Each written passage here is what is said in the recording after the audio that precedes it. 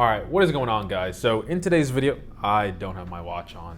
What's going on, guys? So in today's video, I want to do a comparison between the M1 MacBook Air and the newly redesigned M2 MacBook Air. Now, if you just want to know which one you should get based off of my own experience and my recommendation, go to somewhere on the screen. But without further ado, let's get into the comparison. But let's talk about today's sponsor. Still, absolutely nobody. So let's start off with the port selection. So we have a headphone jack, and then on the other side, we have two USB-C ports on M1. Now, if we were to move over to M2, we do have a little bit extra. So this is our headphone jack, and I apologize, it's probably really hard to see with the midnight color. Let me go ahead and bring out the starlight real quick. So M2, we still have our headphone jack, and then moving on to the other side, we have our USB-C ports and then MagSafe. So the nice thing with MagSafe is, here's what I'll say from my personal experience. So when you want to charge the laptop, you have to use one of the USB-C ports, and then you'll only be left with one. With M2, the difference is you can charge with MagSafe and you'll have these additional two USB-C ports at your disposal. So if you find value in having two additional USB-C ports while you're charging the laptop, I would say pick M2. However, I want to add this last note here. After using this, I would say since the battery life on the M series is already pretty exceptional, I never really found myself being limited to just these two ports. The only time I'm really charging my laptop is when it's pretty much at the end of the day and I need to charge it overnight. But when I'm on the go, the laptop is pretty readily available with two USB-C ports. So I would say don't think about it too much, but if you want to have MagSafe, you gotta get the M2 machine.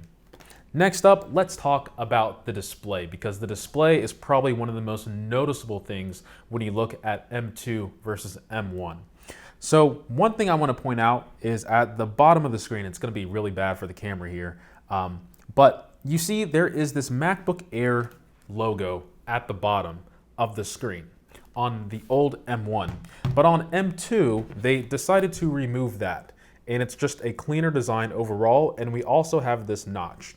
And I would say this is probably what Apple's gonna go with moving forward for the rest of their laptops. We do have this notch up here. Like I said, your brain pretty much forgets it's there within an hour, so I wouldn't stress too much about it. But the display overall, you have 100 extra nits of brightness, so you can probably tell in terms of the camera right now that this one is noticeably brighter, and they are both on max brightness here.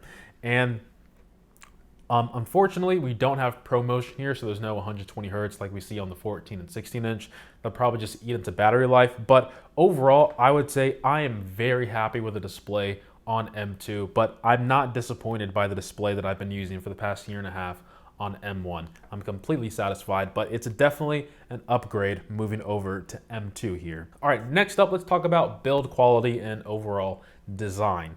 So in terms of build quality, you guys know that the MacBook Air is one of my favorite machines because of the wedge-shaped design. It definitely feels, it's like, it just feels lighter than what it really is because of this taper design. But after using the M2 machine, I will say I do like the blockiness of this design because it just feels like I'm carrying around a very thin book. I'm trying to think. It's like those spiral notebooks, essentially, is what it feels like I'm carrying around. And it is a lot thinner than what people think. And in order for you guys to understand how thin this laptop is, if you have the opportunity to see this laptop in person, look at the bottom of the laptop portion here, and the ports are essentially the height of this bottom part. So this laptop is crazy thin, and it is overall lighter. I think it's 0.1 pounds lighter than M1. I can't believe I'm saying this, but I like this design more than the wedge-shaped design. I'm gonna miss you, but this is definitely a better overall design. Build quality, Apple's always up there with their products. I would say you're not going to be dissatisfied with what you have. It's all aluminum, unibody design as usual. We have 4 screws instead of, we don't have 4 screws on the last one, that's for sure, but we also have a bit of a different design on the bottom here where they're just 4 flat pads. and it definitely makes it a little bit more comfortable when using the laptop on a desk as well. Now, a little bit more about the design changes that they did as well. I can just move into the trackpad and keyboard here. So looking at the trackpad, you'll notice that the trackpad is just a slightly bit smaller than the M2 version, but they're both very big trackpads. Now this is where I can talk a little bit more about the keyboard and Touch ID itself. So the first 5 rows that you see here are essentially the same, but we have the function row being expanded a little bit, and that's how we're able to have Touch ID be this full square versus this smaller one here. Terms of design changes, once more, you might notice here we have speaker grills on the far end of the laptop. It's probably really hard to see, but we have speaker grills on both sides because the speakers are firing up towards us. But when we look at M2, you'll notice that there are no speaker grills on the side. So you might be asking yourself, well, where do the speakers come from? Well, I'll get into this when I get to the speaker portion, but the speakers are actually right here in this hinge part. And what happens is whenever music starts playing, it's actually bouncing off the screen and towards you. And that's how Apple's able to market this whole Dolby Atmos dome thing that's being created around you whenever you're using the laptop. But since I'm already talking about the speakers, let me go ahead and talk about the microphone and the camera as well. So the camera modules are different, but in terms of how they look, it's not that big of a difference, I would say, unless you start moving into low light conditions. But the old M1 has a 720p camera, and then on the newer one we have a 1080p camera, and then we have some AI ML processing that Apple does to do some, I don't know, fancy work, whatever buzzword people are using these days. So I'll have you guys take a look at that. All right, so this is the camera and microphone test on the MacBook Air M2 and the MacBook M1. I hate the name of these laptops now. The M1 MacBook Air. You guys let me know how the microphone sounds when it comes back to being played back to you guys. But in terms of the camera quality, here's what I'm going to say. I like the colors more on the M1, but the clarity, you can definitely notice that it's more clear when it comes to M2. Yeah, the colors I look better on M1, let's be real. But M2, clarity, I got to give you that. But that's the camera and microphone test. Take it with what you will. Apple says the microphone sounds better in M2. I'm sure it does, but how much better? I don't know. We'll see. I prefer M1 though. You're a good looking dude. All right, now I want to talk about the speaker. But before I give you guys my own bias towards it, I want you guys to have a listen first.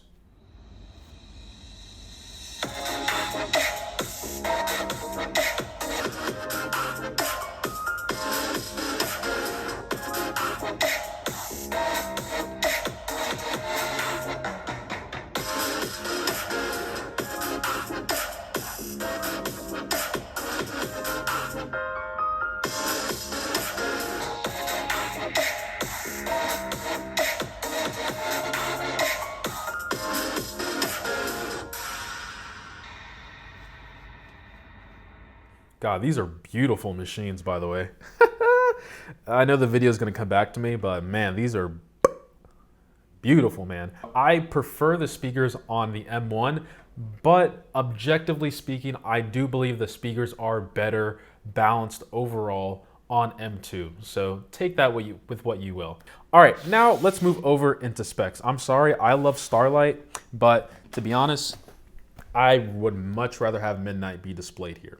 So let's talk about, ooh, that's a nice wallpaper that just showed up at the last second. But let's talk about specs here, because specs are what people like to talk about. All right, M1 specs. So in terms of CPU on both platforms, you're getting 8 CPU cores on M1, 8 CPU cores on M2. The CPU performance is better on M2. I wouldn't say it's anything noticeable for everyday use. It's only when you start pushing it to its limit that's when you start to see the performance gain of M2. But do keep in mind there is no fan, so it's going to start throttling after about 10 minutes or so. Moving on to the GPU, here's what I'm going to say. So you can have up to 7 GPU cores on M1 and then up to 10 on M2. However, I would say if you are more graphic dependent, I would say the MacBook Air probably is not the product for you. Yes, you can get away with doing stuff day to day, and if it's like your hobby of doing graphical work, I would say then it's more beneficial to look into M2 on the Air. But if you're doing this on a professional level, I would say get the MacBook Pro for that aspect. Moving on to RAM, you can have up to 16 gigabytes on M1, and you can have up to 24 gigabytes of M2. Once again, here's what I'm going to say. If you are maxing out the memory on the MacBook Air M2, I don't think this is the right product for you. You should probably be looking into getting the Pro model. And then in terms of storage, they can both be capped out at 2 terabytes, but I don't think anyone should give Apple however much money they want for 2 terabytes of SSD. You should cap it out at 1 terabyte, if that. Once again, if you're paying Apple that much money for 2 terabytes on the MacBook Air, this probably is not the product for you. So here's what I'm going to say about this SSD issue. So I didn't watch any M2 video because I wanted to keep myself unbiased as possible until I got the product myself. And using M2, I love this machine more than M1. I had no idea there was an SSD issue or that the drives were slower on M2 because I'm not moving 30 to 100 gigs of files and staring at my screen while it does it. On top of that, I feel as though even if I were to do that on M1, I wouldn't be sitting at my computer. I'd probably get up and do something anyway.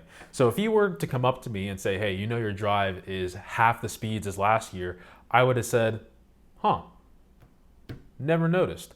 With that being said, I know there are people saying, you know, Apple should disclose this on their website for legality purposes, but to be completely honest, I don't think that would affect anything at all. I think the base model is still going to sell extremely well, and I'll get into this when I talk about my recommended configurations and which one you should get.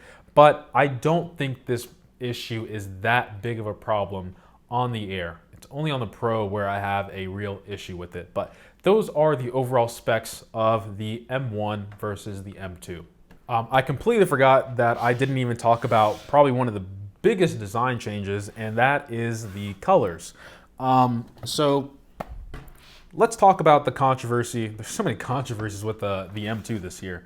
But let's talk about the colors here. So this on my left, or it might be your guys' right, this is Starlight.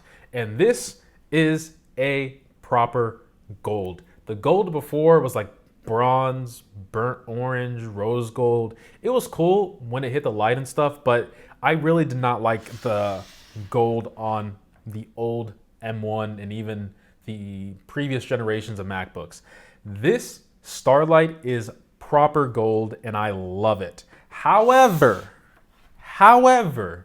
Midnight takes the cake for me. I know there are people that dislike the amount of fingerprints that you get on this laptop. However, I would say it's really not that big of a deal. When you're using this on the interior or on the inside of the laptop, it's just way better, especially when you start moving it into the evening and at night. You don't even notice the fingerprints at all. And this machine just looks nice. The one thing I will say is Apple, you should make a white MacBook Air and a black MacBook Air. That would be insane. I would love that. And also, it's really hard to tell, but it looks like the keycaps on the Midnight color are also in like a dark blue tone as well. I love it. The Midnight, I don't care what anyone says about fingerprints. This is the color to get.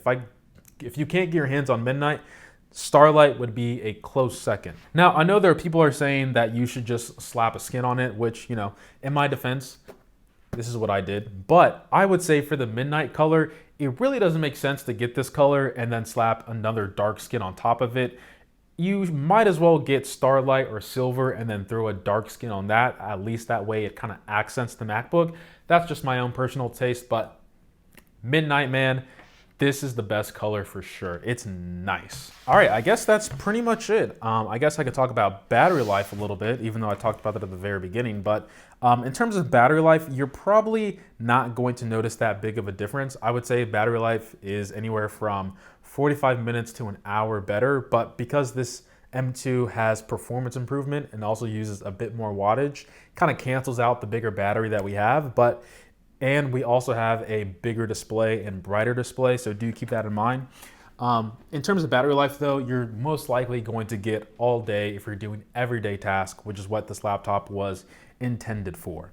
All right, so now let's talk about how you should shop for these, and then I can get into my recommended configurations. So I'm going to do this from cheapest to most expensive. So starting off with the M1 MacBook Air, because I still think this is the best value for your money, you should go check out Apple's refurbished store. If you can find this on Apple's refurbished store, that's probably the best way to go. I understand that it's mainly in the US and Canada and parts of Western Europe, but you are still getting Apple's backed Apple Care warranty and things of that nature. If you don't have access to Apple's refurbished store, look at third-party retailers in your location, because I've seen M1 be discounted as much as $250. It's anywhere between $100 and $250 now that the M2 is out, and you can upgrade from there. This is a very nice machine. I would not buy this used, or excuse me, I would not buy this brand new. It just really doesn't make sense with all the M1s that are floating around out in the wild now. If you move up in categories, then you are looking at the M2. And this is where you pretty much only have Apple or any authorized retailer that can sell the M2 MacBook Air, and that's all you're pretty much left with. Maybe you can wait a couple weeks and you can get an open box that's been lightly used for like $100 off. That's another good way of shopping for Apple products in general, or just any electronics thing in general. I would say just make sure you test out everything's okay. But open box, excellent condition, or very good is my recommendation. But if you want brand new, nothing wrong with that, whatever your budget allows. All right, now let's talk about some of my recommended configurations with M2. So we don't need M1 anymore, the grandfather, because we have children now and we have a new generation of MacBooks in the M series. So based on new configurations, this is where I'm probably gonna piss off a lot of my tech audience, but this is just from my own experience, how I've seen the MacBook Air be used by most people.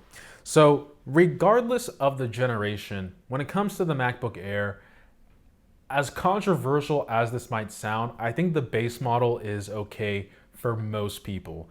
In terms of how most people are going to use this laptop, which is mainly checking emails, doing stuff through the browser, you really don't need that much hardware. And the M series is more than capable of doing that, and 8 gigs of RAM, 256 gigabytes of storage is plenty. I still see to this day people use 128 gigabytes of storage and 4 gigs of RAM MacBook Airs, and they're still doing just the basic task, doing stuff within the web browser, checking emails, things of that nature.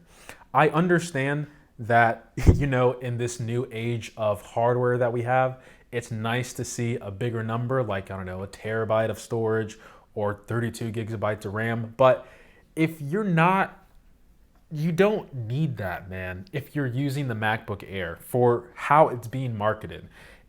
It's an entry-level product in Apple's product stack, not computer world industry stack, Apple's product stack. It's their entry-level model. So my camera died when I was giving my beautiful speech to Apple about how much they are doing a disservice to the pro community. So in terms of recommended configurations, like I said before, the base model for a MacBook Air is perfectly fine for everyday needs, college students, and things like that. The first thing I would recommend, if your budget allows, is upgrade the memory first. Despite the SSD stuff, memory is still more important, in my opinion. The speeds are still fast enough for most of your needs, and if budget allows, then you can upgrade the storage. When it comes to CPU, get the base CPU. In terms of the extra stuff that you get from the, I don't know, additional 2 or 3 GPU cores, it's not gonna make that big of a difference, and you're basically giving Apple $100 for absolutely no reason. Now, in the event you just decide, hey, I want a better GPU, I want more GPU cores, I want more memory, I want more storage, at that price point, you're sitting at, I think, like $1,600, $1,700. That's where I would say stop what you're doing, go to Apple's refurbished store and pick up the M1 or the MacBook Air 14-inch. These names are so confusing. The MacBook Pro 14-inch is what you should be looking at if you're upgrading the CPU, memory, and storage on the M2 MacBook Air. The 14-inch MacBook Pro just leaps and bounds better than the MacBook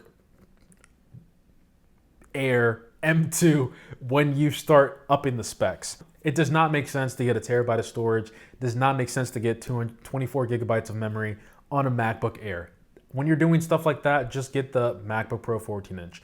I understand it's a little bit thicker, but trust me, it is infinitely better than this product here. You get a better display, better speakers, better microphone. You're getting way better performance, although you are taking a hit in battery life. You get more ports. It's just an actual professional machine. Don't try to do professional work on here. My personal machine, I have base storage, 256, and the base CPU as well. And then my memory is the only thing I upgraded. And this thing, a year and a half, still, I can't believe how good of a machine this is. But that's what I'm going to leave off on. Hopefully you guys understand my viewpoint of my recommendations, and hopefully you found something informative from the comparison of both these laptops here. Not this one, this one. God, there's so many laptops on this table now. But hopefully your purchase decision is now easier between the M1 MacBook Air and the M2 MacBook Air. If I have the choice, like I said before, if you don't have an M1 machine, get M2. It is an objectively better machine than M1. If you want value for your money though, pick up the M1. All right guys, I appreciate every single sub, like, and comment. If you want me to do other comparison videos such as the M2 MacBook Pro, if you want me to do just general comparison videos between laptops, MacBooks, let me know down in the comments below. I can do that for you. All right, appreciate every single sub, like, and comment. As always guys, much love. God, I hope my camera never dies again. This is gonna suck to edit.